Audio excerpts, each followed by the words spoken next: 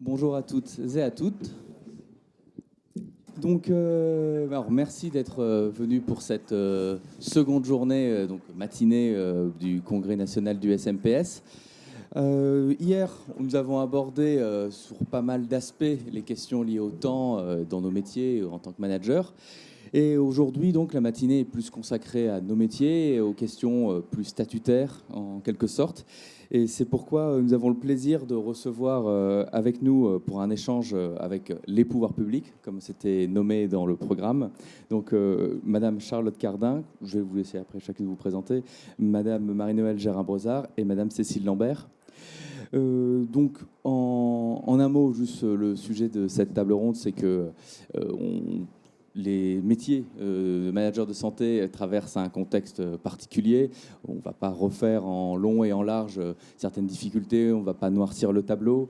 Et voilà, et même dans l'idée, même si souvent les échanges que nous avons avec des collègues au niveau syndical sont souvent liés à des problématiques personnelles, il faut essayer au contraire de trouver des perspectives et des voies. Et justement, c'est un peu finalement aussi le contexte dans lequel nous sommes, qui est un contexte de grand mouvement sans doute pour nos métiers et pour l'ensemble de la fonction publique hospitalière.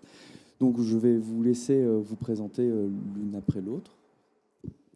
Bonjour à toutes et tous. Je suis Charlotte Cardin-Talia, effectivement actuellement conseillère au sein du cabinet du ministre de la Transformation et de la fonction publique Stanislas Guerini.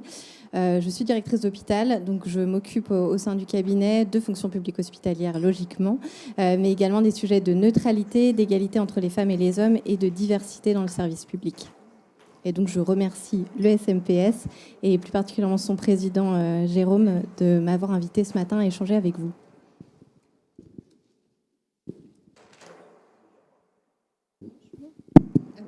Bonjour à tous, Marie-Noëlle Gérin-Brosard. Je suis directrice du Centre national de gestion depuis le mois de mars. Je suis directeur d'hôpital.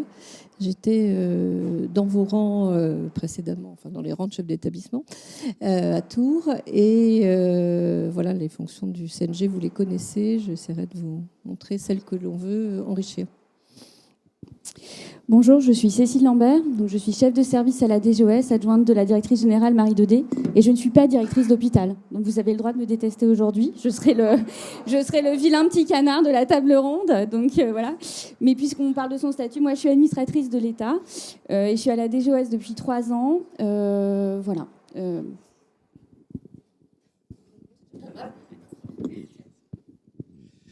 Merci à vous. Alors, finalement, on a essayé de s'intéresser à 2 enjeux avec cet échange avec vous. Le premier, c'est d'abord de faire un point avec vous, justement, sur les mesures en cours et à venir en vue de répondre à la question du défi de l'attractivité, qui est quand même une question centrale pour nos métiers actuellement, qualifiée encore récemment de mère des batailles. Et également, quelle est finalement la place des managers de santé dans ces différents chantiers et également sur les questions d'attractivité, d'accompagnement. Au-delà des questions purement statutaires, qu'est-ce qu'on peut faire aujourd'hui pour répondre à cet enjeu de l'attractivité ? Donc, pour commencer sur les travaux statutaires, l'idée étant de ce que vous puissiez nous présenter un peu où on en est, en un mot. On peut commencer peut-être, puisque comme on a parlé juste à l'instant, vous avez précisé que vous n'étiez pas directrice d'hôpital, on peut commencer par les corps de direction, pour le coup. Peut-être, Charlotte, pour échanger sur le calendrier des travaux et de mise en œuvre des différents chantiers concernant les directeurs d'hôpitaux, les corps de direction, donc directeurs d'hôpitaux, des 3S et directeurs des soins, actuellement où on en est. Merci. Donc déjà, peut-être rappeler que la réforme de la haute fonction publique, ce n'est pas une idée nouvelle. C'est un engagement du président de la République il y a déjà 2 ans, un engagement qui s'est d'abord concrétisé pour la fonction publique de l'État avec la réforme de l'ENA, devenue INSP, avec la suppression du classement, avec la mise en place également d'une direction interministérielle à l'encadrement supérieur de l'État pour accompagner les parcours des cadres dirigeants dans l'État. Et dès en fait cette réflexion sur ce qui a été mis en place pour l'État, le ministre Stanislas Guerini a pris un engagement, donc à l'automne dernier, de décliner cette réforme pour la fonction publique hospitalière. Donc c'est un engagement qu'il a pris l'an dernier et dès cet engagement, il a indiqué que cette réforme se mettrait en place au premier trimestre 2024. Et il a eu l'occasion de le redire à certains d'entre vous, puisqu'il était à Angers au congrès régional vendredi, que l'engagement serait tenu et donc que cette réforme se mettrait bien en place au premier trimestre 2024. Cette réforme, elle a plusieurs objectifs. Donc, comme pour l'État, le premier, c'est de diversifier les parcours, de permettre davantage également de passerelles entre les différents versants de la fonction publique et également de reconnaître l'évolution des métiers de direction dans la fonction publique aujourd'hui. On sait que les métiers, vos métiers, nos métiers aujourd'hui sont de plus en plus territorialisés, par exemple, avec, si je prends un exemple, les directeurs délégués au sein des GHT qui ont une surface de jeu de plus en plus importante. Eh bien, ces évolutions, il faut qu'on en tienne compte. Il faut aussi qu'on tienne compte des aspirations qui évoluent. Les directeurs qui ont parfois envie de faire un pas de côté. Certains d'entre vous doivent être ailleurs en ce moment qu'à l'hôpital, et c'est bien. Ça veut dire qu'on découvre aussi d'autres horizons, on découvre d'autres choses, et donc il faut qu'on le permette de plus en plus. Le ministre s'est engagé dès sa prise de fonction pour que justement les passerelles entre les versants soient de plus en plus naturelles. Il a impulsé, on pourra y revenir tout à l'heure, des programmes interversants comme le CHESP, comme Talentueuse, et il a voulu véritablement que les directeurs et les directrices d'hôpital puissent en être vraiment partie prenante. Mais il souhaite également, et on souhaite également, que les directeurs d'hôpitaux puissent aller dans la fonction publique de l'État, aller dans la fonction publique territoriale. On a eu un bel exemple cet été avec un directeur d'hôpital qui est devenu pour la première fois préfet. Je pense à Michael Galli, que peut-être certains d'entre vous connaissent. Mais il faut aussi que d'autres personnes de la fonction publique territoriale et de la fonction publique de l'État viennent enrichir les hôpitaux et viennent prendre des postes de directeur d'hôpital. Donc, les chantiers pour décliner la réforme de la haute fonction publique côté fonction publique hospitalière se poursuivent, sous l'égide en particulier de la DGOS. Il y a un groupe de travail qui aura lieu encore cet après-midi. Et donc, il y a un certain nombre d'engagements qui ont été pris. Le SNPS a beaucoup contribué, je tiens à vous en remercier, toujours avec rigueur, avec continuité aussi à ces travaux, et j'espère continuera à le faire. Vous aviez appelé de vos voeux une déclinaison des 3 grades dans la fonction publique hospitalière. Le ministre a eu l'occasion de le dire, il y aura bien 3 grades dans la déclinaison pour la fonction publique hospitalière. Il y a un certain nombre de choses encore à travailler avec vous. Il y a le sujet évidemment du régime indemnitaire, il y a le sujet de l'individualisation et de l'accompagnement des parcours, sur lesquels je n'en doute pas, Marie-Noëlle reviendra tout à l'heure. Et donc ça va se poursuivre dans les prochaines semaines pour aboutir donc à la mise en place de la réforme comme attendu au premier trimestre 2024. Quand je dis ça, je n'oublie pas les autres corps. On est bien conscient que les D3S, les DS attendent également des évolutions qui sont légitimes. Et donc, il y aura bien, je le redis, le ministre a eu l'occasion de le dire également vendredi, il y aura bien des évolutions statutaires pour les D3S. Il y a un groupe de travail qui se met en place, enfin qui reprend aussi sous l'égide de la DGOS, une nouvelle réunion aura lieu en décembre. Il y aura également un groupe de travail qui reprendra pour les DS en décembre. Donc c'est bien des sujets qui vont avancer et on sait que le SNPS attend à ce que nous avancions dans un calendrier relativement resserré et relativement proche pour ces 3 corps. Et évidemment, on y veillera, on fera au mieux pour que ce soit le plus proche possible. Voilà ce que j'avais à vous dire ce matin sur la réforme et les travaux que l'on mène pour la décliner pour la fonction publique hospitalière.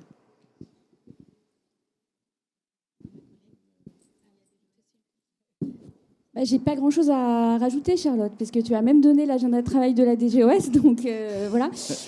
Peut-être, moi, je vais être du coup très brève pour vous dire que cette intégration du corps des directeurs d'hôpital dans la réforme de la haute fonction publique, elle porte une ambition très forte. C'est une ambition presque inédite pour le cadre d'emploi des directeurs d'hôpital.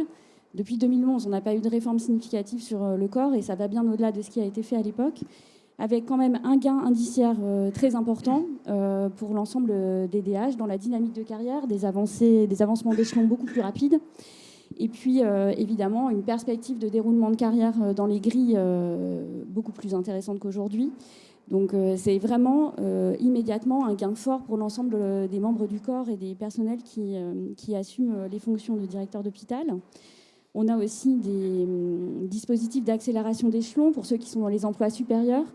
Et comme pour les administrateurs depuis la réforme, la possibilité, quand vous quittez un emploi fonctionnel, qui s'appellera un emploi supérieur, de conserver ce positionnement indiciaire. Donc on va aussi atténuer les difficultés à passer parfois dans les parcours de carrière d'emplois fonctionnels à des emplois non fonctionnels. Aujourd'hui, évidemment, ça entraîne des conséquences un peu lourdes pour les personnes. Et donc ça, c'est lissé et c'est vraiment un bénéfice pour l'ensemble des membres du corps. Et puis, on a, comme tu l'as dit, Charlotte, une bascule dans le RIFSEP sur le régime indemnitaire. Alors là, peut-être dire qu'on sent que ça crée des attentes.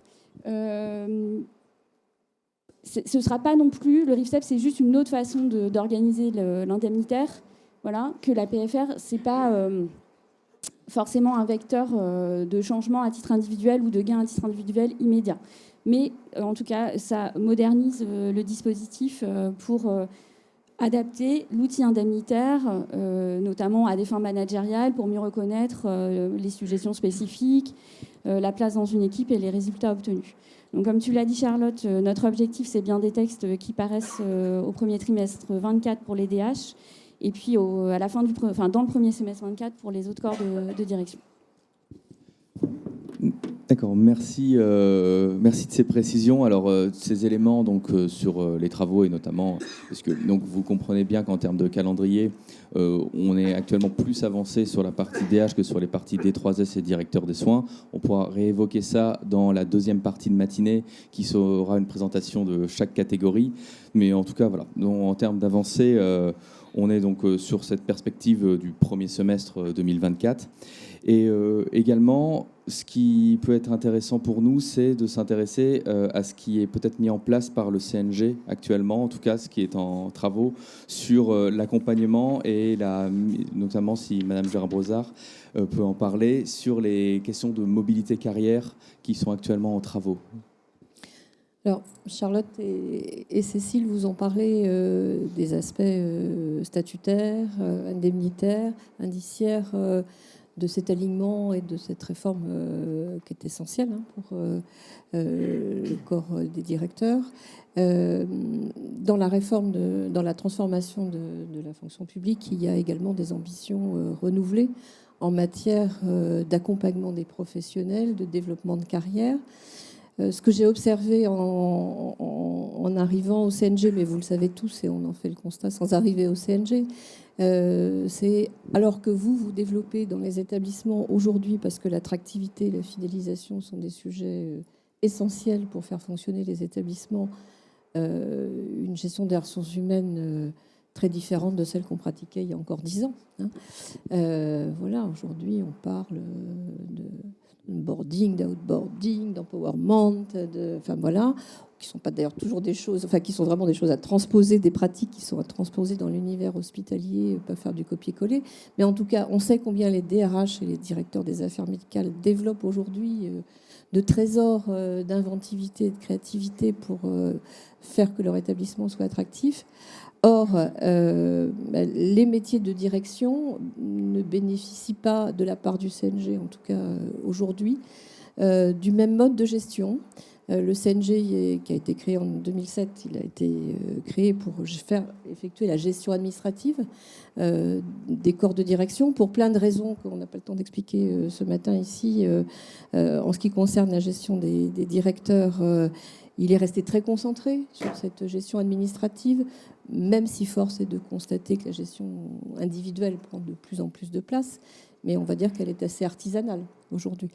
Et donc, en accompagnement de cette évolution, je n'exonère pas les PH, mais les PH qui sont aussi gérés par le CNG, notre boulot au CNG, c'est plutôt de travailler avec les directeurs des affaires médicales pour faire naître progressivement une autre gestion des ressources humaines médicales. Mais le CNG n'est pas nécessairement en première ligne du portage de cette politique.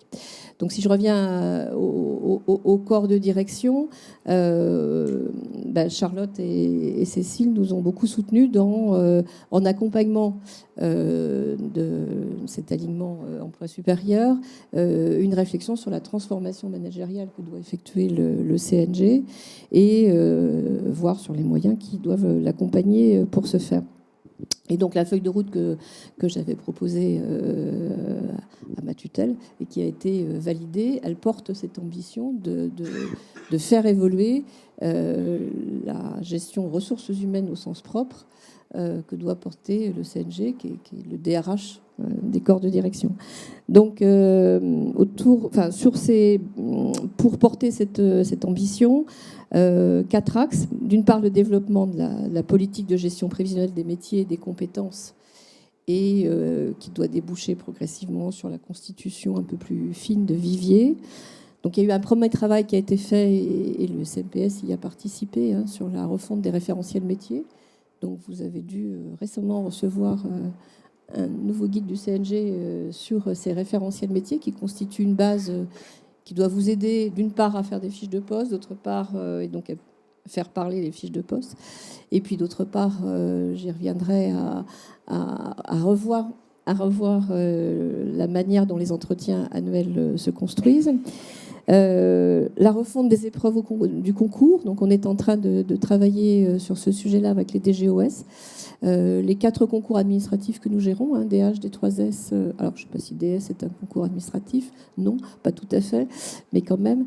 En tout cas, il se termine à l'EHESP. Et puis le concours d'attaché également qui est géré par le CNG pour tous les 4, les mettre aujourd'hui un peu plus au format, enfin pas un peu, au format de ce qu'attendent davantage les étudiants et de la manière dont ont évolué les concours à l'INSP, à l'INET et autres. Donc nous sommes en train d'y travailler, et avec l'école également. Un nouvel outil d'évaluation annuelle. Alors vous allez dire enfin. On connaît l'ergonomie de l'outil actuel, même si sur le fond, il n'est pas si mal que ça, mais il n'empêche que son ergonomie est discutable. Donc, on a enfin ouvert et posé les bases du nouvel outil de gestion informatique des corps de direction qui s'appelle Saga. D'ici la fin de cette année, tous les arrêtés seront traités dans Saga. L'étape suivante, c'est l'évaluation, de manière à ce que dès 2024, vous puissiez, évaluateurs et évalués, saisir sur la base d'un nouveau support qui a été travaillé avec les organisations syndicales dans le cadre d'un groupe de travail du CCN, un support qui permette peut-être un peu plus finement, à partir du référentiel compétences, d'identifier les compétences, mais également d'identifier les potentiels et les projets aussi un peu plus finement. On sait bien comment la partie projet du support actuel est ou n'est pas renseignée. Et donc tout ceci intégré dans le portail Saga, donc qui s'ouvre aux professionnels à partir du premier trimestre 24. Le développement de l'accompagnement individualisé. Donc là, ça repose sur le fait que nous disposerons ou nous ne disposerons pas de conseillers mobilité carrière. Pour le moment, le CNG n'en dispose pas. D'autres, la fonction publique de l'État a pu, dans le cadre de la loi de transformation de la fonction publique, bénéficier de la mise en place de la DIES, de la mise en place des DESD dans les ministères, qui aujourd'hui font un important travail d'accompagnement individualisé que le CNG n'est pas en capacité de faire. Vous connaissez le travail des coachs du CNG, mais un coach n'est pas un conseiller mobilité carrière. Autour de cet accompagnement individualisé, la réforme des emplois supérieurs porte également la volonté de réformer la manière dont les avancements vont être gérés autour d'un collège employeur dont le périmètre n'est pas encore complètement fixé, ni dans les missions, ni dans la composition, mais qui débouchera probablement avec l'accompagnement individuel sur la constitution de vivier. Pour l'heure, on est en train de travailler avec l'école sur un parcours managérial pour les professionnels qui seront dans ce vivier. CHESP fait partie, évidemment, des briques importantes de ce parcours, mais il y a 15 places tous les ans. CHESP est un superbe programme, mais il est encore, je ne vais pas dire confidentiel, 100 places c'est beaucoup, mais 15 pour la FPH, c'est beaucoup et c'est pas beaucoup. Donc, progressivement, les promotions évoluent et vous appréciez ce qui se passe dans CHESP. Vous appréciez aussi d'ailleurs ce qui maintenant est une condition pour intégrer CHESP à l'État comme chez nous, qui est l'assessment. J'ai les retours des collègues qui sont assessés et qui sont contents de ce pas de côté qui leur est permis et qui réouvre un petit peu la prise de recul et sur soi et sur son exercice. Donc le CNG a prévu à partir de 2024 assesser plus de monde que ceux qui vont dans CHESP, de manière aussi à alimenter la connaissance un peu plus fine des professionnels et la construction des viviers. Et puis en parallèle, donc, on travaille avec l'école sur un programme de formation, puisque CHESP ne peut pas résumer l'ensemble des formations offertes. Et on sait qu'on a un gros travail à faire en matière de formation continue, même si de vous-même, vous savez trouver des formations continues. Mais c'est un peu au petit bonheur, quand même. Aujourd'hui. Voilà. Donc la politique de diversification des profils, Charlotte et Cécile en ont beaucoup parlé, et la mobilité interversant est effectivement un enjeu. Ce qui revient au CNG, c'est de faire connaître le métier. Donc il y a déjà eu un gros travail sur les réseaux sociaux, de présentation de nos métiers. Nous sommes en train d'organiser pour 2024 ce qui s'appelle un hors les murs à l'État, qui consiste à faire connaître aux autres professions publiques le métier de directeur d'hôpital. Il y a eu hors les murs Conseil d'État, il y a eu un hors les murs Cour des comptes. On prépare un hors les murs hôpital et vous y serez forcément associés parce que c'est pas le CNG qui constitue un hôpital. Mettre à la disposition des directeurs de la FPH un vadémécum de la mobilité hors FPH. C'est également un enjeu parce que c'est quand même le maquis. Je vois bien tous les coups de fil qu'on reçoit pour mais comment on fait pour l'IGAS, comment on fait pour les TA, comment on fait pour les CRC, comment on fait. Voilà, il y a beaucoup de comment on fait. Et nous-mêmes, aujourd'hui, on n'est pas complètement au clair sur tous les comment on fait. Donc, on est en train de travailler à ce vadémécum que je souhaite qu'on puisse diffuser à partir du premier trimestre de l'année prochaine. Et puis, partager nos viviers avec la DIES et avec la DES quand ceux-ci seront un peu mieux structurés. L'accès des femmes à l'emploi supérieur, c'est un autre axe. Vous savez que nous avons de la marge, même si dans le métier de directeur, les femmes sont représentées à 50%. Ça, c'est un peu l'arbre qui cache la forêt. Parce que quand on passe au niveau chefferie d'établissement, là, les chiffres sont nettement moins bons. On est à 27% à peu près de femmes chefs d'établissement. Et singulièrement, plus on monte dans la pyramide des emplois, moins on trouve de femmes, même s'il y a des efforts qui ont enfin été faits ou refaits pour les CHU. Et donc, la loi du 13 juillet 2023, elle va nous imposer progressivement un certain nombre de quotas. On a 4 ans pour se mettre à ceci. Qu'est-ce que le CNG, qui n'est que l'autorité investie du pouvoir de nomination, qui n'est pas le recruteur, peut faire dans ce domaine? D'une part, aider les femmes à oser, à y aller, à les chercher, inviter, accompagner. On a mis en place un petit dispositif qui s'appelle Pas sans elle, où des collègues plus seniors et qui n'ont plus nécessairement d'enjeux de carrière accompagnent des collègues qui ne sont pas forcément des seniors, mais qui sont à une marche du podium et qui ne transforment pas l'essai, pour travailler sur la transformation de ces décès. On nourrit l'ambition, j'espère qu'on va y arriver, mais ce n'est pas facile, de mettre en place des webinaires de sensibilisation aux recruteurs, c'est-à-dire les ARS et les élus, sur les biais de recrutement, parce que j'observe quand on fait le retour des candidatures, combien on ne parle pas de la même manière d'une femme et d'un homme. La femme, elle est pétillante. Je n'ai jamais encore entendu qu'un homme était pétillant. Enfin, c'est peut-être dommage d'ailleurs. Mais voilà. Donc, il y a encore un peu de boulot. Et puis, ce que j'aimerais, puisque Talentueuse est aussi un superbe programme, mais que pour le moment, il n'est pas accessible au D3S, il n'est pas accessible au DS, Et puis là aussi, et on en est très content, c'est 15 places. Et on part de 2 places par an. Donc déjà, il y a une vraie marge de progrès qui a été franchie. Mais ça reste encore quand même confidentiel. Il y avait 96 candidatures cette année, donc on veut pouvoir développer un talentueuse FPH, oui, avec l'école de la santé. Voilà, dernier volet, puis après je me tais, l'accompagnement managérial, parce que dans la dernière enquête d'image qu'on a faite, ça ressort clairement comme un des besoins. Et donc accompagnement managérial des gouvernances médicales comme de direction. Donc pour ce faire, on a commencé par essayer de mettre en place un petit groupe terrain fait de PCME, de directeurs, de CHU, de CH, d'établissements médico-sociaux, de directeurs des soins, dont les personnes ont été désignées par leurs conférences ou leurs associations, pour tester des idées, écouter des besoins qui remontent du terrain. À partir de 2024, on met en place un cycle de conférences managériales. On va appeler ça, c'est pas très original, les rendez-vous managériaux. Et donc, la première conférence aura lieu au mois de janvier.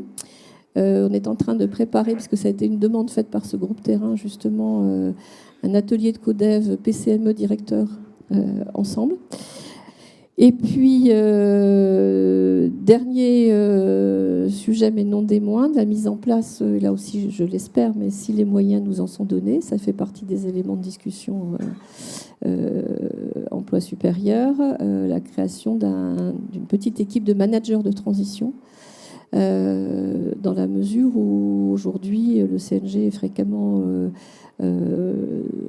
l'objet de demandes pour trouver des administrateurs provisoires, trouver des intérimaires, trouver des appuis dans telle ou telle circonstance ou besoin ponctuel, et que les seules solutions que nous avons aujourd'hui pour y répondre, vous le savez, c'est des retraités qui veulent bien et qui ne sont pas encore trop éloignés de l'emploi, quelques personnes en recherche d'affectation, mais qui ne sont pas toujours dans la cible de ce qui est recherché pour effectuer la mission. Il y a quand même aujourd'hui, à l'heure où on parle, 15 personnes comme ça sur le pont entre Kourou ou d'autres établissements. Tout le monde ne va pas outre-mer, mais ça fait partie aussi de l'exercice. Donc progressivement, on a travaillé l'idée, et vous nous avez aussi aidé à y réfléchir, l'idée que une équipe, alors c'est pas très original parce qu'en définitive les conseillers spéciaux ont existé un jour, sauf qu'ils ont été absorbés dans les emplois de l'IGAS, et que l'IGAS aujourd'hui ne souhaite plus, ne peut plus sans doute mettre à disposition des IGAS pour effectuer ce type de mission. Donc une dizaine d'emplois fonctionnels, parce que je pense qu'on n'attirera que si ces emplois sont fonctionnels. C'est une mission qui dure, enfin je pense que c'est pas un poste qu'on occupe toute sa vie, mais c'est un poste qui est très intéressant. Donc c'est le 3e programme de formation qu'on est en train de travailler avec l'école, parce que manager de transition, c'est un métier qui fait d'ailleurs les beaux jours de certaines boîtes, vous le savez bien. Et donc, voilà, je veux croire qu'on va arriver à mettre en place cette fonction de manager de transition. Voilà, tout ceci est travaillé avec les organisations syndicales, évidemment d'abord avec la DGOS, avec le ministère de la Transformation de la fonction publique. Et les OS sont associés dans le cadre d'un groupe de travail qu'on a relancé de dialogue social du CCN. Et donc, on se voit très, très régulièrement, en plus des réunions de la DGOS. Donc, voilà. En marge de ces travaux, il y a aussi des projets qui ont été travaillés dans ce cadre-là. La mise en place du Conseil médical national, que les OS avaient appelé de leur vœu. Et nous avons également travaillé la refonte des dispositifs de recherche d'affectation, pour lequel les propositions d'évolution réglementaire et législative vont être présentées à la DGOS. Et la DGOS a également travaillé la refonte des modalités de la protection fonctionnelle, qui sont d'autres sujets tout aussi importants. Voilà, donc merci de vos contributions, et voilà ce qu'on va essayer de faire. Merci à vous, Madame la Directrice Générale. Déjà, comme vous pouvez le voir, le programme est vaste, le programme est chargé, et comme vous l'avez si bien dit, On a un calendrier de travaux à venir qui même va s'étendre sur 2024, dont les dates sont en train d'être précisées, qui montre en tout cas un véritable mouvement, une véritable activité pour répondre à ces enjeux, à ces questions qui ont un fort aspect d'attractivité. Et avant de repasser peut-être pour parler sur des questions juste d'attractivité et de loi de fonction publique, pour rester sur le champ statutaire, la question se pose également, parce qu'on a bien parlé des corps de direction, je pense qu'on a eu notre part. Il y a les corps à gestion locale, donc aussi appelés les corps d'encadrement, donc ingénieurs, attachés et cadres qu'on classe comme cadre de santé, mais cadres paramédicaux de manière plus générale. Ce qu'on serait intéressé, c'est de savoir s'il y a des annonces, des sujets, et notamment au regard d'enjeux très récents. Je pense par exemple pour les attachés sur la question de l'IFTS. Donc, quelles sont les positions actuellement des pouvoirs publics sur ces différentes questions et ces différents corps ? Alors sur ces différents corps, on poursuit évidemment une politique aussi d'attractivité, comme sur les autres corps. Donc en effet, vous l'avez mentionné, on a eu un effort important sur l'IFTS des attachés. On a plutôt des retours du terrain sur le fait qu'on a vraiment quand même marqué une évolution significative qui redonne d'abord évidemment des moyens de rétribuer vos collaborateurs à la hauteur de leur investissement, mais aussi vraiment un outil pour différencier les positionnements en fonction de la contribution de chacun. On va poursuivre ce travail. On va poursuivre ce travail dans le cadre de la refonte du régime indemnitaire global pour la FPH. Donc c'était une première brique. Je pense que c'était important de marquer rapidement une évolution pour ce corps qui était quand même très décroché par rapport à ses cousins, on va dire, des autres versants de la fonction publique. Donc on maintient l'objectif de raccrocher progressivement ce corps sur des modalités de rémunération comparables au corps des attachés FPT et FPE. Et pour les cadres également, on a un travail à faire de revalorisation dans le cadre du RIFSEP. Donc on aura une grosse actualité autour de ces sujets-là en 2024. Pour les ingénieurs, des annonces ont déjà été faites, d'ailleurs, la semaine dernière. Donc, vous savez qu'on marque là aussi c'est quand même une revalorisation historique des ingénieurs hospitaliers qui raccrochent, en tout cas sur une partie, parce qu'on va aussi travailler sur l'indemnitaire, mais qui raccroche quand même sur les grilles indiciaires avec les autres corps. Moi, j'ai assisté directement au contexte de cet arbitrage. Ça faisait plusieurs années qu'on en parlait, qu'on faisait des propositions, qu'on voyait bien qu'il y avait une perte d'attractivité relative des corps techniques à l'hôpital par rapport sur les ingénieurs en particulier par rapport à la FPE et à la FPT. Donc tout ça s'est joué autour d'une réunion à Matignon sur la cybersécurité. Et donc, comme quoi, vous voyez, quand il y a des enjeux métiers vraiment incontournables, qui font peur, on se dit, quand même, ça vaut peut-être le coup d'avoir des gens qui peuvent travailler avec les équipes de direction sur ces sujets. Et ça s'est fait vraiment en 3 minutes. Donc, c'est-à-dire que des années de propositions, de discussions, on les a soldées. Alors, c'est normal, c'est le temps de la décision administrative et politique. Nous, on a des dossiers qu'on pousse depuis des années, et puis un jour, ça passe. Et donc, on est vraiment hyper heureux d'avoir réussi à saisir cette opportunité aussi, dans ce moment-là, autour des enjeux de cybersécurité dans vos établissements, pour montrer qu'il y avait vraiment une nécessité de rendre de l'attractivité à ces fonctions au sein de l'hôpital. Et là aussi, un volet indemnitaire, comme pour tout le monde, qui va venir. Alors, pour poursuivre sur ces échanges, pour cette fois parler plus de questions relatives à l'attractivité et à l'amélioration des conditions d'exercice et des perspectives professionnelles de nos différents métiers. Alors, je vais plutôt laisser la parole à Alexandre. Oui, on va parler effectivement des conditions d'exercice et notamment de la consultation en ligne du 20 juin. Je me tourne vers vous, Madame Cardin. La consultation en ligne du 20 juin sur les conditions d'exercice des 3 versants de la fonction publique, qui a été, dont les résultats ont été rendus publics il y a quelques jours, il me semble. Et je voulais savoir quels sont les grands enseignements qui se dégagent de cette grande enquête nationale sur les conditions de travail des fonctionnaires. Merci. Donc oui, c'est effectivement une consultation qui a été lancée par le ministre avant l'été, qu'on a appelée Fonction publique plus, autour des conditions de travail des agents publics. Et cette consultation, on l'a lancée en ligne, donc tout l'été, autour de 6 axes en fait qu'on a estimé être les blocs sur lesquels l'employeur public doit s'engager et sur lesquels il se doit d'avoir des réponses vis-à-vis de ses agents. Donc le premier, c'est les pratiques managériales, ça vous étonnera pas. Le deuxième, c'est les sujets d'égalité et de diversité. Le troisième, c'est les enjeux de simplification RH. Le quatrième, c'est les outils et les espaces de travail. Le cinquième, c'est le logement. Et le sixième, c'est tout ce qui a trait effectivement aux enjeux de transition écologique notamment. Donc sur cette consultation qui a été lancée, on a eu 110 000 agents publics qui ont répondu. On a été assez surpris de cette mobilisation. 110 000 réponses qui viennent d'agents des 3 versants de la fonction publique, de catégories A, B ou C, de régions différentes, de statuts différents. Et donc, ça nous permet d'avoir un panel intéressant en termes de représentativité de la fonction publique. Je sais que le SMPS l'a relayé, cette consultation, donc merci pour ça. Ça nous a permis aussi d'avoir une représentation importante de la FPH, puisqu'on a 24% des répondants qui viennent de la FPH. Et donc, parmi ces 110 000 agents publics, ils ont contribué, donc ils ont répondu à des questions fermées qui leur étaient posées, mais aussi ont contribué et nous ont fait part de contributions écrites. On a désormais 273 000 contributions écrites à analyser, donc ça prend un petit peu de temps. Et donc je ne vais pas pouvoir vous faire une analyse exhaustive là maintenant tout de suite, mais on continue l'analyse et on pourra revenir vers vous, évidemment, on vous partagera les résultats complets. Ce qu'on peut dire quand même à ce stade, c'est déjà qu'on est marqué par le fait que les agents publics veulent être écoutés, entendus.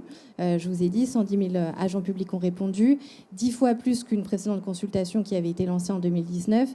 Et surtout, parmi ces répondants, 85% d'entre eux nous disent « consultez-nous régulièrement ». On a envie d'être associés, on a envie de contribuer. Et on avait mis un petit espace en ligne où les agents pouvaient nous laisser leurs adresses pour pouvoir être mobilisés dans des groupes de travail à l'avenir et pouvoir travailler avec nous sur l'amélioration de leurs conditions de travail. Il y a plus de 3000 agents qui nous ont laissé leurs coordonnées et donc on va pouvoir mobiliser, associer à nos groupes de travail à l'avenir. Donc ça, c'est le premier grand enseignement, c'est vraiment ce souhait d'être associé. Le deuxième, c'est que les agents publics sont attachés au cœur du statut de la fonction publique et au cœur de ce qui fait la fonction publique, au cœur des valeurs de la fonction publique. On les avait interrogés sur qu'est-ce qui en fait que vous êtes devenu agent public ou qu'est-ce qui fait que vous restez dans la fonction publique aujourd'hui. Et ce qui revient en première position à chaque fois, quel que soit l'âge, d'ailleurs on se disait peut-être qu'en fonction de l'âge ça va évoluer, quel que soit l'âge, quelle que soit la catégorie, tous nous disent « moi c'est le désir de servir l'intérêt général qui fait que je suis venu dans la fonction publique ou que je reste ». Donc évidemment, c'est un point qu'on va avoir bien en tête dans les futures évolutions qu'on va porter. On parlera peut-être tout à l'heure du projet de loi fonction publique. Évidemment, notre enjeu n'est pas du tout de casser le statut de la fonction publique, mais bien de travailler dans le cadre de ce cœur. Le ministre dit souvent le joyau de la fonction publique, qui est le statut, et donc de faire évoluer l'intérieur de ce statut. Autre remarque, contribution importante, c'est que certes, les agents sont attachés au statut, mais le statut, c'est pas le statu quo. Et donc, ils veulent bouger, faire évoluer leurs conditions de travail. Beaucoup d'entre eux, j'ai en tête un chiffre, 87% d'entre eux nous disent « moi, je veux travailler, avoir une organisation du temps de travail différente ». Je veux tester la semaine de 4 jours, je veux tester les 12 heures à l'hôpital, je veux tester d'autres schémas horaires, je veux tester le télétravail. Et donc ça, on l'entend. Et donc, par exemple, la DGAFP a lancé avec la DGOS, avec les organisations syndicales et les employeurs, un groupe de travail pour faire le bilan de l'accord télétravail de 2021 et pouvoir faire évoluer ce qui doit l'être dans les prochaines semaines et les prochains mois.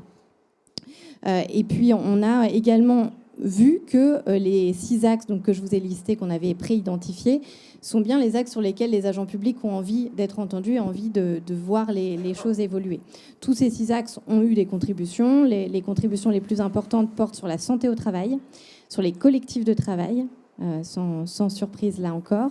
Et puis également, peut-être de façon un peu moins attendue, ce qui ressort énormément, c'est l'importance attachée à la transition écologique et au fait qu'il faut que les employeurs publics se saisissent de ces enjeux et l'intègrent au cœur de leurs organisations. On a eu 1300 contributions écrites sur les sujets de transition écologique en nous demandant ne soyez pas à la traîne sur ces enjeux, prenez la main et faites-nous des propositions concrètes. Donc évidemment, tous ces enseignements vont faire en sorte qu'on va continuer à faire ce qu'on a déjà engagé. Je pense notamment au sujet de santé, ou sans être très exhaustif, mais on a déjà porté des sujets sur les proches aidants, sur la santé de la femme. Il faut qu'on continue à porter des mesures là-dessus. Mais ces enseignements vont aussi nous permettre de peut-être mieux prioriser, mieux réordonnancer nos travaux pour pouvoir répondre aux attentes qui ont été exprimées par cette consultation. Si je reprends le sujet de la transition écologique, évidemment, on va le remettre en haut du panier de nos travaux. On va pour cela poursuivre le développement de la formation des managers qu'on a lancé cet été à la PHM et qui est en train de se déployer auprès de l'ensemble des dirigeants. Vous allez d'ailleurs recevoir bientôt un courrier qui vous invitera à vous inscrire à cette formation. Donc je vous invite à vous saisir de cette opportunité.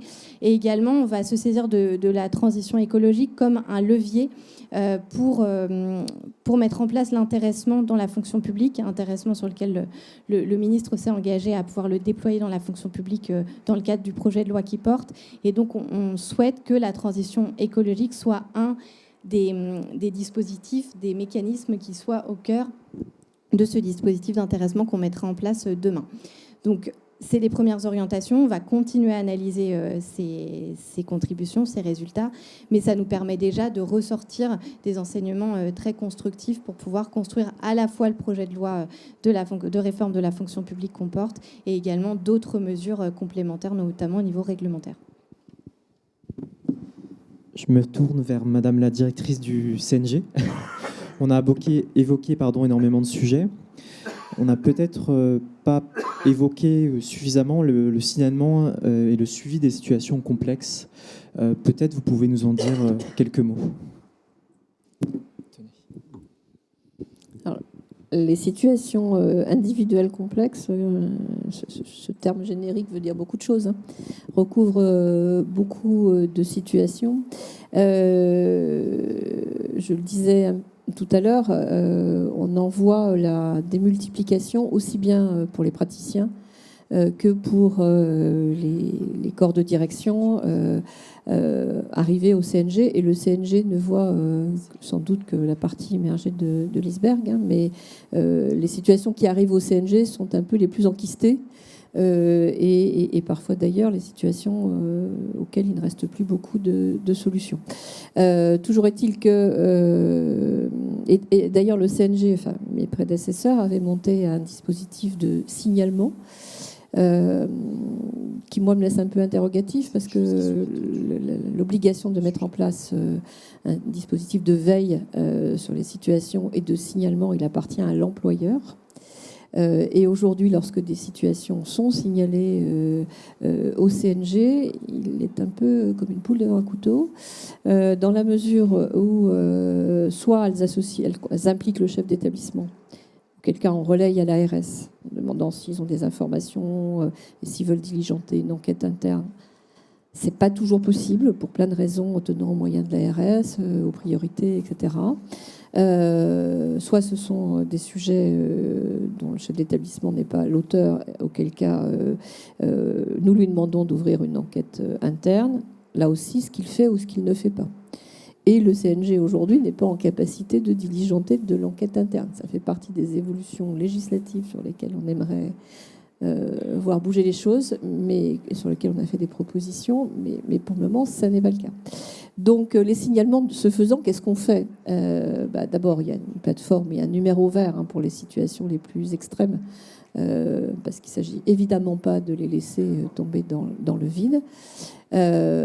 Et aujourd'hui, tout le monde en traite un petit bout, et donc de manière, là aussi, un peu artisanale. Donc, à partir du début d'année prochaine, on a repensé l'organisation du département de gestion des directeurs avec une personne, et non des moindres, qui sera dédiée aux situations individuelles complexes. Non des moindres parce que c'est Alban Nizou qui va, je fais une annonce un peu officielle, non plus être chef du département, mais en charge du portage de ces situations qui nécessitent un temps infini, une excellente connaissance des professionnels qu'il détient, et puis une très bonne connaissance des mécanismes qu'on peut actionner pour tenter d'y répondre.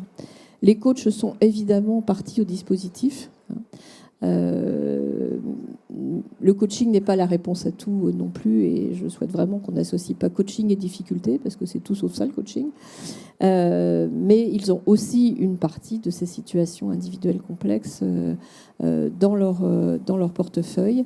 Reste à mettre maintenant tout ça dans un ensemble cohérent de fonctionnement. Donc c'est ce à quoi nous sommes en train de travailler. Merci. Peut-être 2 dernières questions. Ouais. Donc il y a une loi sur la fonction publique qui est en cours de préparation, avec notamment un volet consacré à la protection fonctionnelle. Que pouvez-vous nous en dire, Madame Cardin ? Alors peut-être effectivement vous dire déjà quel est l'objectif de ce projet de loi, parce qu'on ne travaille pas sur un projet de loi juste pour travailler un projet de loi. L'idée en fait c'est de pouvoir répondre, de ne pas refaire une loi cathédrale. Enfin, on n'aura pas 50 ou 55 articles de nouveau. On ne refera pas le Big Bang de la loi de la transformation de la fonction publique comme en 2019, pour plusieurs raisons, et notamment pour des raisons de contexte parlementaire, mais aussi parce qu'on veut répondre, déverrouiller des sujets du quotidien que vous rencontrez et qui vous bloquent dans votre exercice. On est conscient que le sujet de l'attractivité, pour pouvoir y répondre, il faut évidemment toucher tous les leviers. Il y a des sujets de rémunération, il y a des sujets de conditions de travail, on vient d'en parler. Il y a des sujets aussi de parcours des agents publics. Et il y a des sujets auxquels on répondra par le réglementaire, par la culture aussi, des changements de culture. Et puis il y a des sujets par lesquels on devra répondre par la loi. Et donc le ministre a souhaité porter un travail sur un futur projet de loi pour l'engagement et la confiance dans la fonction publique autour de quelques principes. Le premier, c'est comment on facilite l'entrée et les départs dans la fonction publique. Le deuxième, c'est comment on fluidifie les parcours dans la fonction publique. Le troisième, c'est comment on récompense l'engagement individuel et collectif. Et puis le quatrième, c'est comment on protège mieux les agents publics. Et je vais venir à votre question. Donc sur le premier, si je donne un exemple par axe, pour que vous voyez qu'on est vraiment, on cherche à répondre à des sujets du quotidien. Le premier, comment on permet de mieux entrer, de mieux sortir de la fonction publique, c'est par exemple comment on fait pour vous permettre de recruter plus facilement des apprentis une fois qu'ils ont fait leurs 2 ans d'apprentissage dans vos établissements, qu'ils ont fait leurs preuves, et qu'on évite de leur demander de repasser par un concours classique, très académique, parfois déconnecté de ce qu'ils ont fait auparavant.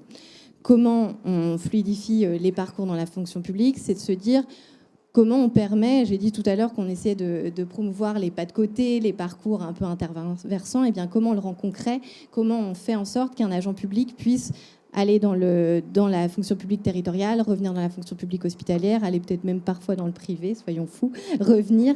Et pour ça, il faut qu'on vous permette d'avoir plus de leviers, par exemple sur des sujets aussi concrets que la reprise d'ancienneté.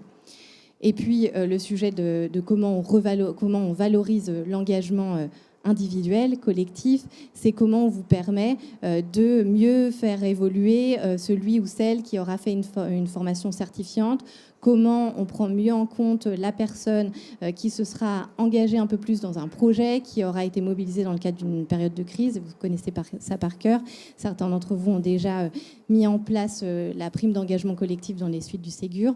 On se dit qu'on a peut-être un cran en plus à aller dans cette valorisation de celles et ceux qui se décarcassent au quotidien. Et puis, il y a les sujets de protection, effectivement, au quotidien. Et là-dessus, on veut travailler dans le cadre de ce projet de loi sur 2 axes, donc les sujets vraiment de sécurité des professionnels. Et le ministre l'a annoncé en cette rentrée, donc ce n'est pas un scoop. Il souhaite porter dans la loi la possibilité pour l'employeur public de déposer plainte pour le compte de son agent public victime. Parce qu'aujourd'hui, vous le savez, c'est possible de porter plainte lorsque la porte est cassée par un usager, mais par contre, lorsque c'est l'agent public qui est blessé lui-même, l'employeur public ne peut rien faire. Et puis, il y a des sujets également d'extension de la protection fonctionnelle. Donc, on a un enjeu de connaissance de la protection fonctionnelle, mais aussi d'extension, notamment en cas de menace, lorsqu'un agent public est menacé. Aujourd'hui, on peut lui octroyer la protection fonctionnelle, mais par contre, on ne peut pas le faire à titre conservatoire pour ses proches. Or, bien souvent, lorsque un agent public est menacé, non seulement lui est menacé, mais c'est également son entourage qui est menacé. Et donc, on se dit qu'en tant qu'employeur public, on a une responsabilité dans ce cadre. Et puis un point aussi peut-être important, et ça fait le lien avec ce que je disais sur la consultation tout à l'heure, il y a les sujets de logement qui remontent de plus en plus, qui ne sont plus une dimension accessoire désormais, mais lors des entretiens de recrutement, vous devez le voir au quotidien, les agents publics demandent: est-ce que vous avez une possibilité de m'accompagner sur les sujets logement? Si oui, je vais réfléchir à venir chez vous. Sinon, je vais aller voir ailleurs parce qu'un autre établissement à côté me proposera un accompagnement. Et donc là-dessus, il faut aussi qu'on puisse porter des choses. On a missionné le député David Amiel pour réfléchir au sujet de logement des agents publics, pour nous proposer des évolutions très concrètes. Il y a évidemment des sujets de foncier, de développement du foncier et d'utilisation du foncier public pour créer des logements. Mais il y a aussi des verrous législatifs et réglementaires à faire sauter. Et notamment, je pense à la création d'une clause de fonction pour les agents publics, à laquelle on réfléchit très concrètement pour pouvoir éventuellement la porter dans le cadre de ce projet de loi.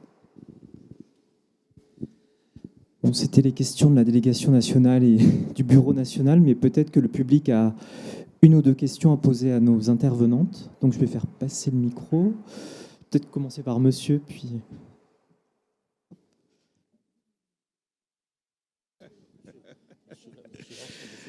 Bonjour, Philippe Bluat, ancien président du syndicat.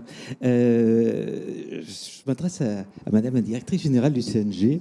Je voulais vous remercier pour le bain de jouvence que vous m'avez accordé, parce que votre programme était exactement celui de Dianel Toupillier quand le CNG a été créé. Voilà, rassuré.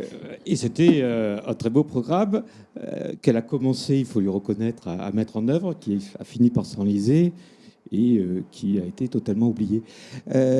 Comment vous voyez les choses pour faire en sorte que ce coup-ci, ça aille jusqu'au bout et ça dure?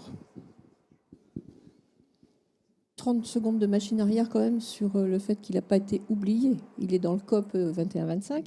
Simplement, pourquoi il ne s'est pas déroulé? Il s'est enlisé. Non, mais pourquoi? Oui, d'accord, il s'est enlisé. Mais pourquoi s'est-il enlisé? Il ne vous a pas échappé. J'espère qu'entre-temps, un certain nombre de missions nouvelles ont été confiées au CNG, dont vous voyez une partie et dont vous ne voyez pas toujours les coulisses, les PADU par exemple, et tout ce qui va avec la gestion des PADU. La réforme du deuxième cycle des études médicales et tout ce qu'elle tire en matière d'énergie informatique pour essayer d'être au rendez-vous au mois de mars de l'année prochaine. Un certain nombre d'autres dossiers comme ça qui, au fil du temps, le Ségur des PH, le reclassement des PH a été un moment de bravoure, voilà. Et donc, à chaque fois que nos ressources, essentiellement informatiques d'ailleurs, sont consommées là, comme elles n'ont pas évolué, elles viennent juste d'évoluer, vous voyez, les PADU et la réforme du deuxième cycle, viennent de connaître, et on en remercie toutes nos tutelles, mais enfin l'adéquation, enfin la création des emplois qui sont nécessaires à cette réforme que nous déployons depuis à ces réformes que nous déployons depuis 2 ans. Donc elles se déploient sur les ressources propres du CNG, et pendant qu'on fait ça, on ne fait pas le reste. Ça ne veut pas dire qu'on perd l'ambition. Ça veut dire qu'il y a des priorités qui correspondent à des engagements du gouvernement, les PADU, la réforme du deuxième cycle, et que c'est un time consumer énorme qu'on ne voit pas nécessairement. Vous savez, au CNG, on est 110. On n'est pas N+, et quand les politiques publiques apportent des réformes nouvelles qui nous sont confiées, les CESP, enfin bon, on peut comme ça parler de beaucoup de ces réformes. L'effectif reste de 110 personnes. Donc, on n'est pas tout à fait comme à l'hôpital où, quand on est convaincu qu'il faut créer un emploi, on le crée. C'est pas comme ça que ça se passe chez un opérateur de l'État. Donc, voilà, le CNG a géré les priorités qui lui étaient confiées. Fier d'avoir ces missions parce que ça veut dire qu'on lui fait confiance pour les porter, mais pendant ce temps-là, il ne fait pas le reste. Donc, vous avez peut-être remarqué au cours de ma discussion que j'ai parlé de la création de postes de conseil mobilité carrière, que j'ai parlé de la création d'emplois de managers de transition, les moyens nous seront donnés ou ils ne nous seront pas donnés, et selon le niveau de réponse que nous obtiendrons, nous serons en capacité ou pas de déployer les choses telles qu'on les souhaite. Saga directeur, voilà quelque chose qui a pris du retard parce que les ressources informatiques ont été dévorées par la réforme du deuxième cycle, par exemple. Bien, bonjour à tous. D'abord, désolée de vous avoir rejoint en retard. Comme il faut parler aussi des trains qui arrivent à l'heure, effectivement, je voulais d'abord vous remercier à toutes les trois d'être là ensemble, parce que l'un des points sur lequel l'ensemble des élus du SNPS essayent d'être présents, j'allais dire se bat souvent, c'est que l'ensemble de l'appareil d'État qui travaille sur nos sujets soit présent ensemble, de concert et en cohésion, sur l'ensemble des préoccupations des collègues. Tu viens de le dire, Marie-Noëlle, sur la question des moyens dédiés aux organismes qui nous gèrent, que ce soit dans nos deux ministères ou au sein du CNG, qui est cet organisme spécifique qui a été créé il y a maintenant 15 ans pour répondre à cette spécificité de la gestion des praticiens et des directeurs. C'est vraiment un point nodal, parce que nous savons bien, et nous le répétons le plus souvent possible dans nos instances, et on en parlera la semaine prochaine au conseil d'administration, que comme tu l'as dit, le contrat d'objectifs et de performance du CNG, il est plein d'ambition, Philippe l'a rappelé à sa façon, mais il faut vous aider en permanence, et vous saurez toujours trouver le SNPS pour vous aider à faire que ces objectifs soient une réalité. Je voulais aussi en profiter pour te remercier à toi personnellement, Marie-Noëlle, de ton investissement depuis ton arrivée, parce qu'on doit le dire quand même, il y a eu un petit peu d'inquiétude sur la mandature précédente, sur le fait qu'y compris le CNG était annoncé comme devant disparaître, ou en tout cas redescendre à un niveau de pilotage, on va dire, simpliste, qui n'est pas en écho au niveau de responsabilité des praticiens et des directeurs. Et dans ce cadre-là, là aussi, l'ensemble des élus du SNPS se mobilisent pour être présents sur chacune des itérations que tu as rappelées. Dans ce cadre-là et dans la mobilisation des acteurs de l'État, la place pour les corps à gestion nationale de l'école, de l'EHESP, est très importante aussi. Et nous essayons de vous faire ce type de proposition à chaque fois que nos thèmes de travail le proposent, le suggèrent, d'avoir cette réflexion en amont. Tu l'as dit, sur la réforme des concours, sur les parcours qualifiants, sur le redimensionnement du suivi de carrière, ou bien évidemment la place de la formation continue, même si le HESP n'est pas le seul opérateur, doit quand même avoir un fil continu à partir de ce que les opérateurs d'État peuvent proposer, aux collègues. Et puis, je finirai, pour ne pas être trop longue, sur effectivement cette période pour les corps à gestion nationale d'incertitude, mais de grand espoir que nous allons pouvoir enfin et à nouveau, à l'instar de ce que nos collègues ingénieurs viennent enfin d'obtenir après un combat extrêmement long, le niveau de reconnaissance qui nous est dû, tout simplement. Parce que nous pouvons être fiers de ce que nous sommes. Nous sommes les premiers employeurs de nos territoires.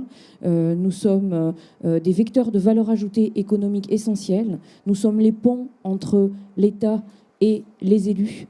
Nous sommes les coordonnateurs de centaines de métiers et de centaines de professionnels qui, un à un, ont confiance en nous, ont confiance dans les décisions que nous prenons. Nous avons été capables d'apaiser le sujet de la gouvernance médicale. Nous avons été capables de tisser des liens avec tout le monde et nous devons, en haute responsabilité, être reconnus pour cela. Donc, c'est ce que nous espérons avoir. Alors, on sait qu'on ne l'aura pas dans la haute du Père Noël parce que ça va prendre un petit peu de temps. Mais voilà, si avec les rois mages, ça pouvait s'avancer. Mais en tout cas, merci encore une fois à toutes les trois d'être avec nous ce matin pour en parler. Et merci à chacune et à chacune de vos équipes d'œuvrer auprès de nous pour que ces sujets aboutissent.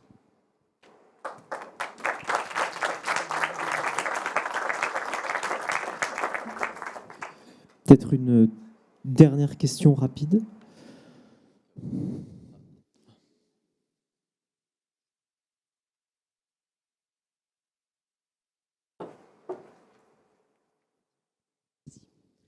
Bonjour, je suis Valérie Corr, secrétaire nationale pour la catégorie directeur des soins. Donc nous sommes ravis de vous avoir aujourd'hui, effectivement.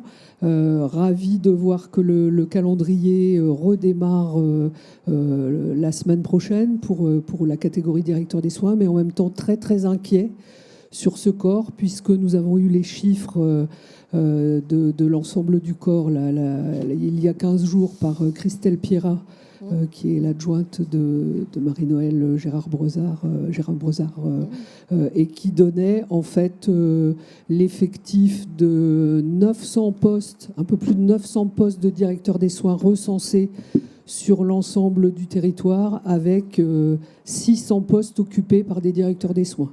Donc un tiers des postes de directeurs des soins ne sont pas occupés, alors sont soit vacants, soit occupés par d'autres fonctions, cadres supérieurs, etc. Et je dois dire que nous sommes très très inquiets sur le corps de directeur des soins, étant donné que la moyenne d'âge est très élevée également.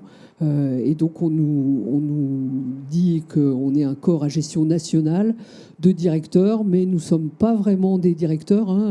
C'est ce que les collègues traduisent, puisque en fonction des discussions, nous sommes raccrochés au corps des directeurs. Dans d'autres, on nous dit vous n'avez pas le même cursus.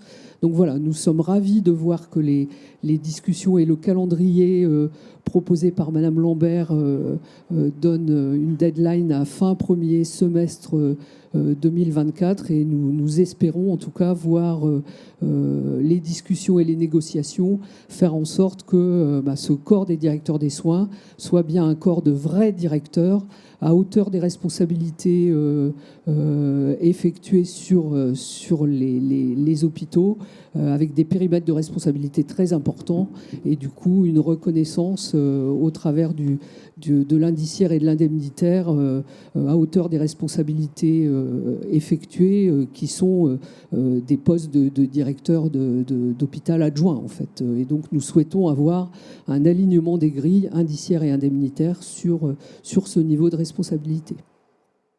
En tout cas, merci pour la reprise du calendrier. Nous serons au rendez-vous pour porter bien sûr la voix des directeurs des soins au sein de ces réunions. Peut-être en quelques mots, puisqu'on va ouvrir un cycle de discussion avec vos représentants, donc on aura l'occasion de creuser l'ensemble de ces sujets. On va travailler à la fois sur, en effet, l'attractivité du corps en matière de rémunération, et puis on va aussi ouvrir des discussions sur les voies de recrutement. Il faut qu'on voit justement comment on peut faciliter peut-être le fait de postuler à l'accès au corps et aux voies d'accès pour permettre d'améliorer le taux d'occupation des postes de directeurs par des directeurs statutaires. Donc on a aussi prévu de travailler ce sujet avec vous. Oui, tout à fait. Moi, j'en ai là, mais elles ne sont pas validées par les cabinets, donc je ne peux rien dire. Mais on aura l'occasion, en groupe de travail, pas dans des prises de parole publiques, mais de pouvoir échanger sur les options qui nous semblent, nous, les plus intéressantes, et voir si on peut converger avec vos propositions. J'ai une dernière question du corps des ingénieurs. Merci infiniment. Donc, je vais essayer d'être synthétique, ce qui n'est pas ma première capacité. Vous avez vu dans nos contributions que nous avons transmises. Mais puisque nous avons la chance, le plaisir et l'aboutissement de longues années de travail d'avoir des améliorations, je me disais qu'il y avait deux choses que je devais dire. La première, c'est vous remercier, réellement, parce qu'on a conscience des difficultés d'arbitrage et de ce long chemin. Ça demande beaucoup de travail de notre côté. On ne doute pas que de votre côté, ce n'est pas forcément simple non plus. Vous avez évoqué tout à l'heure l'arbitrage. Donc, on avait identifié différents leviers. Celui-là a été utile. Donc, je vous remercie. Je vous remercie aussi pour la confiance que l'on a eue, et notamment les échanges qu'on a pu avoir sur les derniers arbitrages de reclassement. Donc, c'est quelque chose de très important. Je me permettais de compléter cela en disant que c'est un grand pas historique, vous l'avez dit, mais qui n'est pas terminé. On a parlé de l'indemnitaire qui va s'ouvrir. Ça sera un des leviers aussi qui permettra de réellement permettre une mobilité. Et sur ces métiers numériques, ça sera un levier important. Il y avait aussi une mécanique qu'on connaît juridique de transposition interfonction publique qui fait que malheureusement, quand on transpose mécaniquement, on ne tient pas forcément compte des spécificités de l'hospitalière. Ça ne parle pas qu'aux ingénieurs, mais à d'autres corps. Et c'est toujours un petit peu la difficulté. Et c'est des choses qui pourront peut-être s'améliorer en suivant. Je dois aussi souligner qu'il y a une ligne managériale que nous représentons, que cette ligne managériale va sur les corps techniques jusqu'au TSH, qui aujourd'hui n'étaient pas dans ce périmètre, mais qui sont en tension aussi sur les recrutements et sur la fidélisation. Donc je ne les oublie pas et j'espère qu'ils ne seront pas oubliés. Donc, dans le cadre des prochaines réformes, elles sont nombreuses l'année prochaine. Donc en tout cas, nous continuerons à apporter des propositions. Ce que nous voyons, c'est que nos propositions semblent réalistes, puisque 8 des 9 propositions que nous avions dans notre livre blanc ont été reprises dans ces textes-là. Donc nous essaierons d'être utiles et vous aider à obtenir des arbitrages favorables. Merci encore.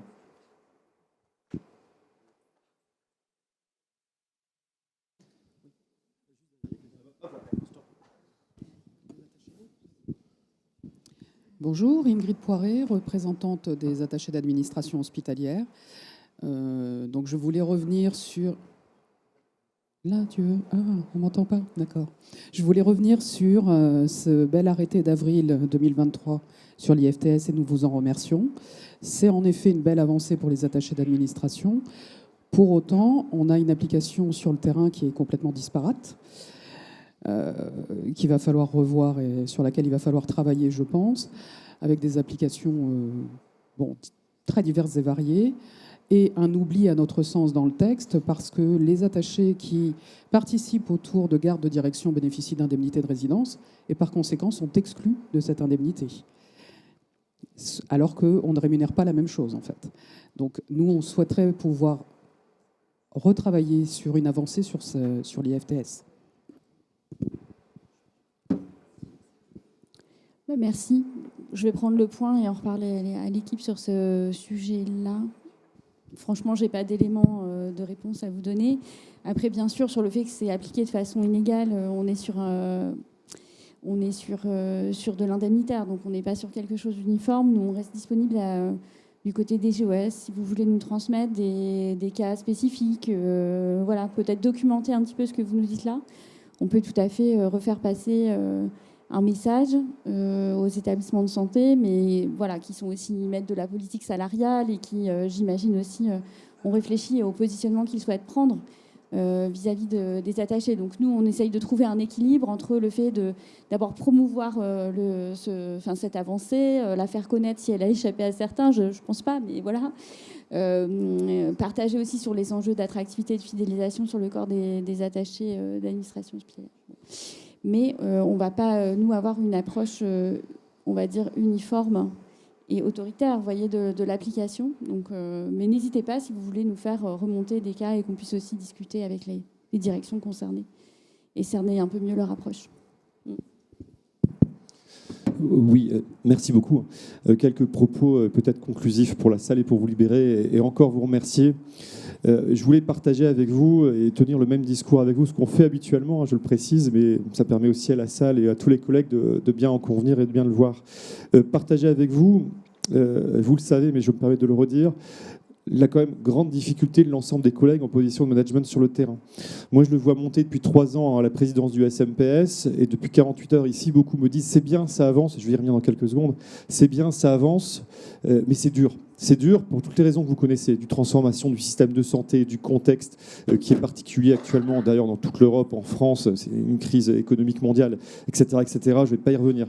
Je voulais partager ces difficultés. Je voulais aussi vous donner un exemple dans ces difficultés du rôle que jouent non seulement vos organisations, bien sûr, le cabinet, le CNG, la DGOS, mais le SMPS, c'est entre 20 et 30 appels par jour de managers de santé dans toute la France qui sont en difficulté. La moitié, ce sont des directeurs. L'autre moitié, ce sont des cadres. Alors, c'est un travail de l'ombre qu'on fait, qui est extrêmement utile. C'est ce à quoi on sert. Je pense que vous n'en doutez pas aussi. Alors, pourquoi vous dire tout ça ? C'est parce que les collègues me le disent. Me le disent ici aussi depuis 48 heures, me disent c'est formidable, Jérôme, il y a des choses qui avancent, les pouvoirs publics sont dans leur rôle. Bravo aux ministres qui sont venus, bravo à vous de venir aujourd'hui, bravo pour vos propos. Mais ils me disent aussi c'est urgent et c'est encore plus engageant pour réussir. Parce que je pense que la situation est plus complexe maintenant qu'il y a 3 ans ou qu'il y a 10 ans pour les managers. Et certes, des changements statutaires, par exemple, chez les directeurs d'hôpitaux, c'est grosso modo toutes les décennies. Chez les ingénieurs, finalement, c'est la même chose. Ce qui est en train de se passer sur le RIFSEP, c'est grosso modo le même calendrier. Mais je voulais partager avec vous ce que je dis aussi avec les collègues. Ça nous engage d'autant plus pour réussir. On a beaucoup de points en commun que le SMPS soutient avec la politique que vous menez actuellement, et on vous en remercie. On est, vous le savez, nous sommes moteurs, par exemple, sur l'égalité professionnelle. Vous pouvez compter sur nous. On est moteur et on y croit, nous, à la mobilité interfonction publique. Quand on dit on est directeur d'hôpitaux, administrateur d'État, demain, il faut faire sauter ça. Ce qui compte, c'est les compétences et les métiers. Et chacun va s'éclater dans son poste et va réussir à faire progresser le service public et notre République. C'est ça qui compte. Donc, je suis très heureux qu'il y ait différents profils dans ces différents postes. Et il faut continuer ainsi. Vous pouvez compter sur nous. Mais mon message conclusif est celui-ci. Je vous remercie infiniment d'être présent. Je vous remercie infiniment pour tout ce que vous avez dit et qui va dans le bon sens. Mais au vu des difficultés qui existent sur le terrain et qui au panier à travers nos discours parfois feutrés lorsqu'on s'exprime auprès des autorités, c'est dur sur le terrain. On adore nos métiers. On adore ce qu'on fait, on se bat pour le service public, on continuera à le faire, mais vous pouvez compter sur la SMPS, et je sais qu'on peut compter sur vous, mais il faut qu'on réussisse. Il faut que pour les directeurs d'hôpital, qu'on ait le même statut que la haute fonction publique d'État. On a les mêmes responsabilités, et demain, si des gens de la fonction publique d'État viennent dans la FPH, ce qui n'est en gros pas le cas, ou bien ils partent au bout d'un mois en prenant leur jambe à leur cou. On aura réussi, on aura réussi. C'est ça qu'il faut réussir. C'est ça qu'il faut réussir. Si demain, on a les mêmes mobilités chez les ingénieurs grâce aux travaux que vous menez et on vous aide dans ce sens, on aura réussi. Si demain, les D3S sont plus attractifs et restent sur leur emploi, on aura réussi. Si demain, les DS réussissent à être encore plus attractifs, ce qui n'est plus le cas actuellement, on aura réussi. Donc vous pouvez compter sur nous. On compte sur vous, il faut réussir, probablement encore plus que la décennie précédente. Voilà, ça va être difficile, on compte sur vous, mais je voulais faire passer ce message. C'est difficile, ça nous engage encore plus actuellement. Voilà, merci à vous.